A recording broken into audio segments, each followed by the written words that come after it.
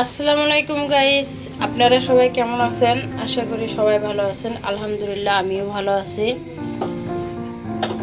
মারিয়ার YouTube চ্যানেলে অথবা Facebook চ্যানেলে যারা মারিয়ার সবার ফ্রেন্ড, তাদের সকলকেই স্বাগতম।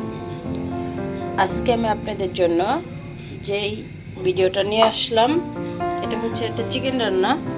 আমি চুলায় একটা হাঁড়ি বসাই দিয়েছি। হাঁড়ির ভিতরে কিছু তেল দিব, সাদা তেল।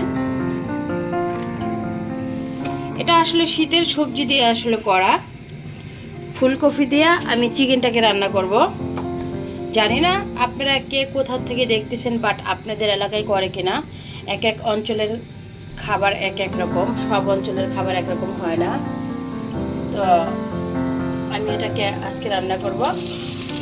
যদি আপনাদের ভালো লাগে আপনারা রান্না করে খেতে পারেন ফুলকপি দিয়ে মুরগির গোশত।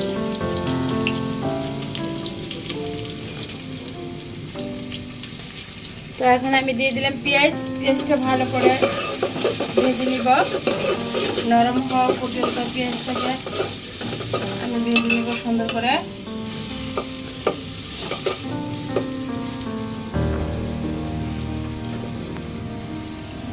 তরফি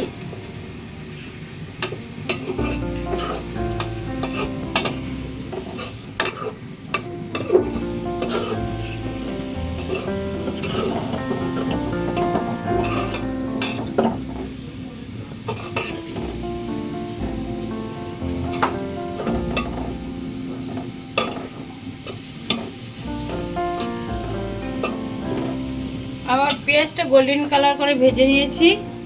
এবার আমি এটার মধ্যে দিয়ে দিব বেস্ট করে রেখেছিলাম আমি কিছু পেঁয়াজ। ওর সাথে দিয়েছিলাম গরম মশলার গুঁড়া, যেটা বলে ইলাচির গুঁড়া, লবঙ্গ ভেজে দিয়েছিলাম আমি, আর জিরা ভেজে দিয়ে দিয়েছিলাম।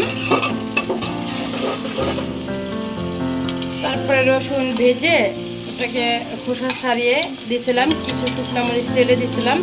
মানে সব উপকরণগুলো আমি ভেজে এক্সট্রা একটা মশলা দিছি। বাট এটা আমার নিজে তৈরি করা।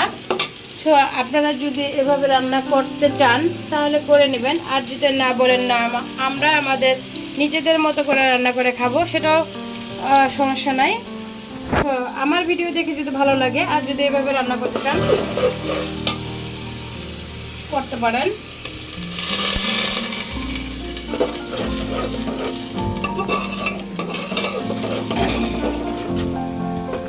এখন আমি এটাকে ভালো করে কষিয়ে নিব যতক্ষণ উপরে তেলটা না উঠে যায়।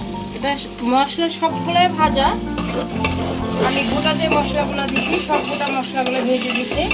আর তারপরেও আমি এটাকে ভালো করে কষাবো যতক্ষণ পর্যন্ত উপরে তেলটা উঠে না যায়, ততক্ষণ এটাকে আমি কষাবো। এই সাথে দিয়ে দিব 1 চামচ আদা, 1 চামচ রসুন, টেবিল চামচের 1 চামচ দিবেন, বা যেটাকে 4 চামচ বলা হয়। কারণ আমি যেহেতু রসুনটা ভেজে এটার মাঝে দিচ্ছি, এই জন্য কম দিলাম।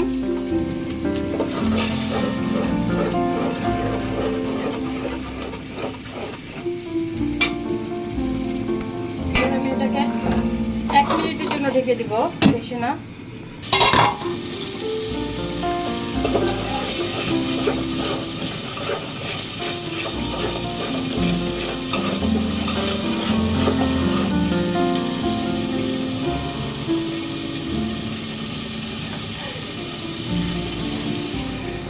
দেখেন আমার মশলাটা কষানো হয়ে গেছে, এটার উপরে তেলটা ছেড়ে দিছে মশলা থেকে। এখন আমি একে একে শুকনো উপকরণগুলো দিয়ে দেবো।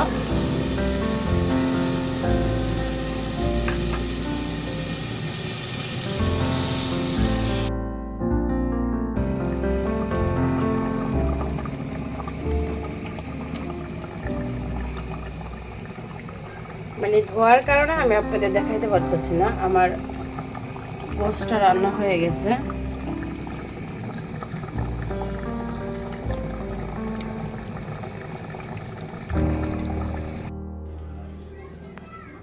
আমার চিকেন রান্নাটা শেষ।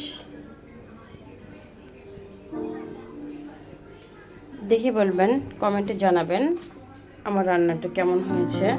যারা ফেসবুক থেকে দেখবেন তারা আমাকে একটা ফলো দিয়ে দিবেন, একটা লাইক দিয়ে দিবেন। আর যদি আমাকে ভালোবেসে থাকেন তাহলে লাভ দিবেন। আর যদি আমার এই ভিডিওটা নিয়ে আপনাদের কোনো কিছু বলার থাকে, আমার এই রান্নাটাকে নিয়েও যদি কোনো কিছু আপনাদের প্রশ্ন থাকে আপনাদের মনে, সো আমাকে কমেন্টে জানাবেন।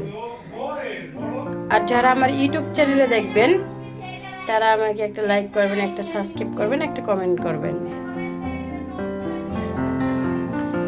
আমার পুরো ভিডিওটাই যদি আপনাদের ভালো লেগে থাকে তাহলে আপনারা একবারে প্রথম থেকে শেষ পর্যন্ত আমার ভিডিওটা দেখবেন।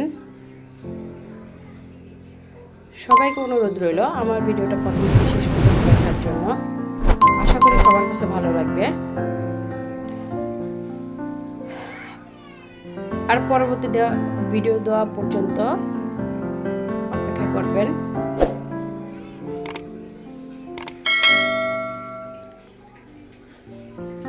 আল্লাহ হাফেজ।